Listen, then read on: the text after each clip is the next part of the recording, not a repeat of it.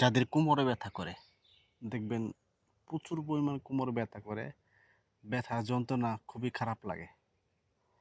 কোমর ব্যথা সহজে দূর করতে পারবেন। আর শরীরে বিভিন্ন ব্যথা থাকলেও এই ব্যথাটা সহজে ভালো হবে।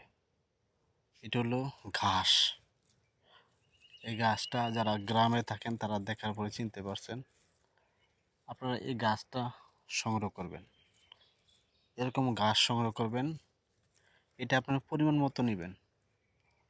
পরিমাণ মতো ঘাস নিয়ে এক কট পরিমাণ, হাতের এক কট পরিমাণ কাঁচা আদা আর এই ঘাস একসাথে নিয়ে আপনি ব্লেন্ডার করে রস করবেন 2 চামচ পরিমাণ রস। যদি ব্লেন্ডার না করতে পারেন তাহলে আপনারা পাটায় বাইডা রস করবেন 1.5 চামচ বা 2 চামচ পরিমাণ রস। 1.5 চামচ বা 2 চামচ পরিমাণ রস এটা আপনারা যে কোনো সময় দিনে এক বেলা করে আপনি খাবেন। যদি খান এরকম 3 থেকে 4 দিন খেতে হবে। 4 দিন খেলে দেখবেন আপনার যে কোমর যে ব্যথা করে এটা একদম সহজে ভালো হবে।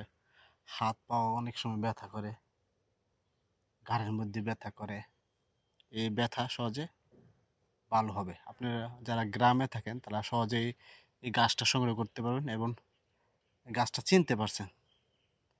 এই গাছটা সঠিকভাবে ব্যবহার করলে ইনশাল্লাহ আপনার শরীরের সকল ব্যথা সহজে দূর হবে।